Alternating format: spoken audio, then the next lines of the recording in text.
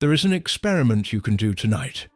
Open your refrigerator, pick 5 products at random, any 5. The spreadable cheese, the tomato sauce, the hummus, the crackers, the ready-made Tuesday night meal, turn them around, read the ingredient list, and look for one word, just one, oil.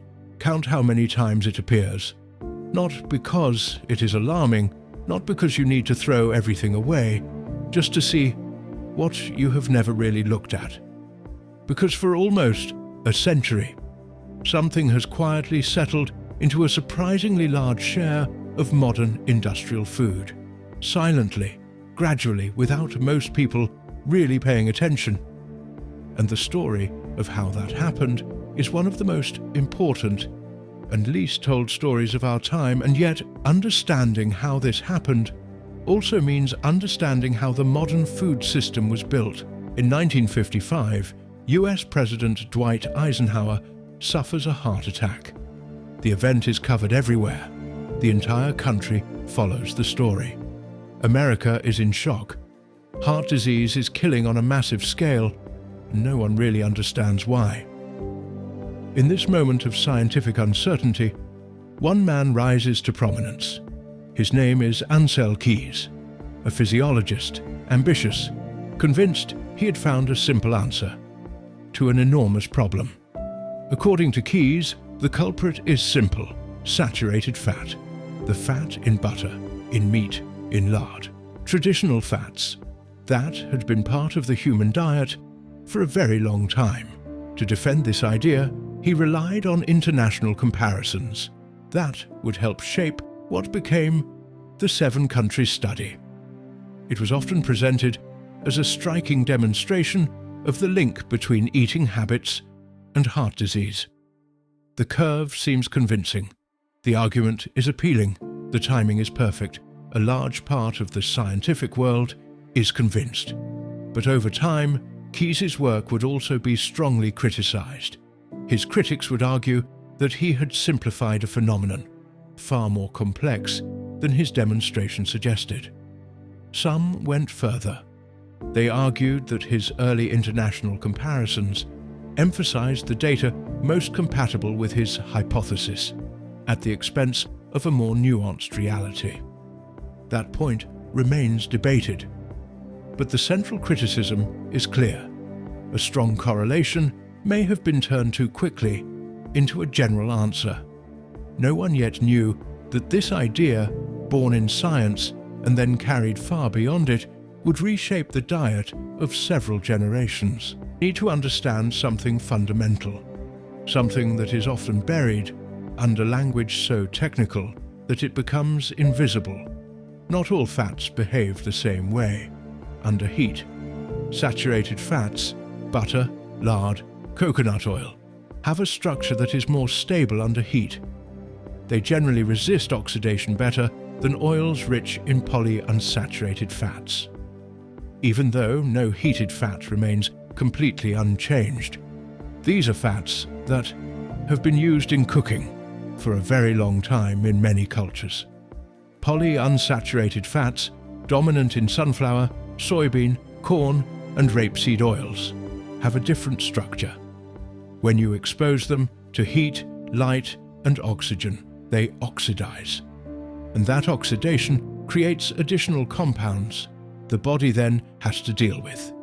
Among them, aldehydes, chemical compounds, some of which are studied for their potentially harmful effects.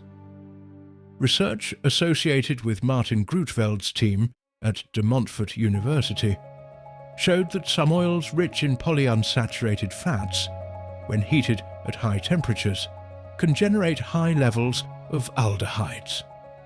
In those studies, the levels were sometimes described as far above the reference thresholds mentioned by the WHO, not at the margins, at levels high enough to attract researchers' attention. One of these, aldehydes, 4-hydroxynonenal, or 4-HNE, is widely studied for its links to oxidative stress, certain inflammatory processes, cellular dysfunction, and several pathological contexts, including neurodegenerative ones. This is not an internet theory. It is chemistry that has been studied, published, and discussed in the scientific literature. Now here is what happens to these oils before they ever reach you. Because the refined oil found in many industrial products or on supermarket shelves is not simply a pressed seed. It is the result of a multi-step industrial process: extraction, refining, neutralization, bleaching, and then final deodorization at high temperature, often above 230 degrees Celsius. That final step, deodorization, has a very precise function: removing the volatile compounds responsible for undesirable smells and tastes. In other words, it improves the oil's sensory profile. But that sensory improvement does not necessarily mean no chemical degradation has occurred beforehand, and it does not mean the process is neutral for the oil's overall quality. The literature shows the opposite.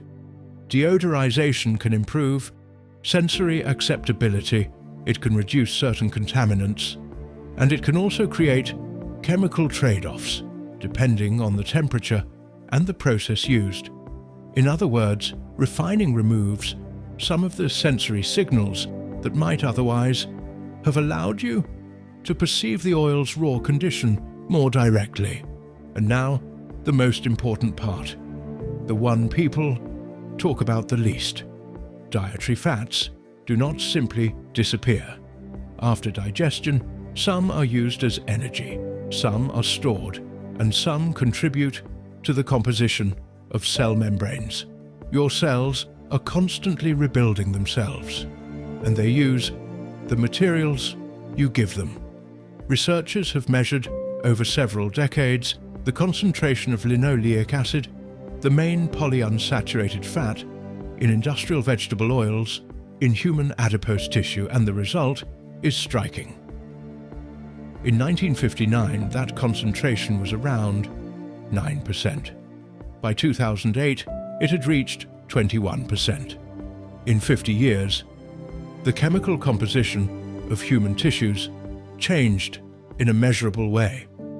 Not because of a genetic mutation, not because of a virus, but largely because the food environment changed faster than most of us really noticed. That change reflects a deeper transformation of modern food, especially the growing presence of oils rich in linoleic acid in everyday products. So the question this raises is not, is this meal dangerous? The real question is, what is my body being built out of meal after meal for the past 20 years?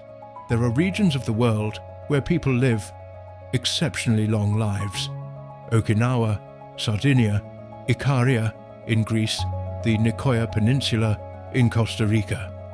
They are called the Blue Zones. Researchers have been studying them for decades. People talk about their social ties, their physical activity, their relationship to stress. What is sometimes mentioned less is just how different their food environment is from ours. Less ultra-processed food, less standardized industrial food, and in several of these regions, much more limited use of modern industrial vegetable oils. Their fat sources vary depending on the region: olive oil in the Mediterranean, fish in certain coastal areas, animal foods in other contexts, but almost always within eating patterns that are far less industrialized than our own. This is not absolute proof. Human nutrition is multifactorial, and the variables are many. But the contrast remains striking. The longest-lived populations studied generally live in food environments far less dominated by ultra-processed products than modern societies, and in a field as difficult to study as long-term human nutrition, that kind of coherence deserves to be taken seriously. There is one institutional detail that changes the scale of the problem entirely. When a country changes its official nutrition guidelines, that change can simultaneously affect school cafeterias, hospitals, public food programs, healthcare training, and the labeling of millions of products.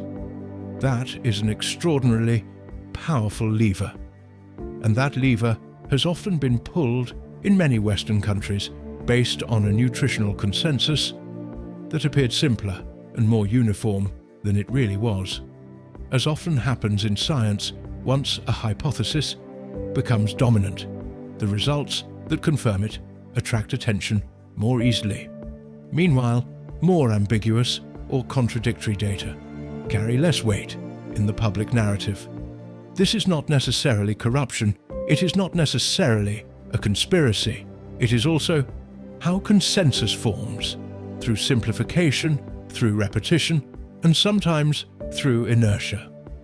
These two dynamics, the solidification of a scientific consensus and the expansion of an industry, did not need to coordinate in order to move in the same direction.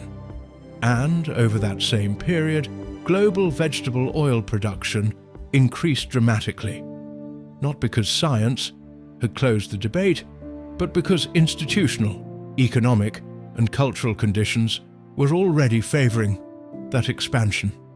And once an ingredient reaches that level of presence in the global food system, it becomes harder to question, because it is already woven into too many value chains, too many habits, too many economic interests. That may also be why this conversation has taken so long to gain momentum in public space.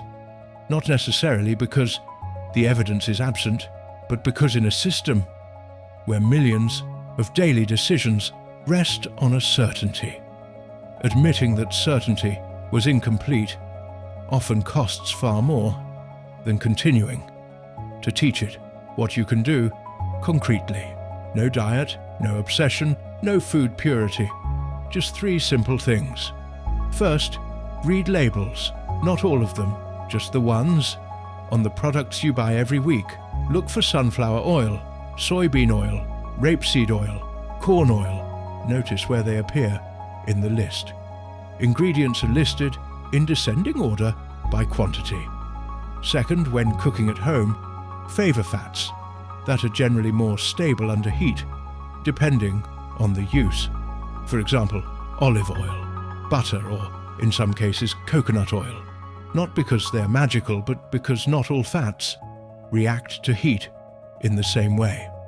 Third, reduce ultra-processed foods. Not perfectly, not obsessively, but consciously. Because in practice, industrial vegetable oils rarely appear alone. They are often part of foods designed to be convenient, highly palatable, and easy to eat often. The real question: the food industry is not made up of evil people, it is made up of actors, responding to very powerful economic incentives.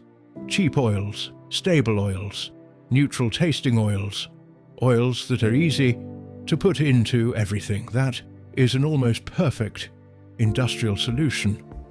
The problem is that your body is not a factory. It operates according to a biological logic, far older than modern industry, and it has not had much time to adapt to a food environment that changed faster than it did. So here is the real question, the one that remains after everything else. Not, is this oil bad? But, since when have we accepted that the most important decisions about what our bodies absorb every day are guided less by biology than by the logic of what is cheapest to produce and easiest to sell? That question does not have a simple answer, but it deserves to be asked. And once it has been asked, it becomes difficult to look at your plate in exactly the same way again.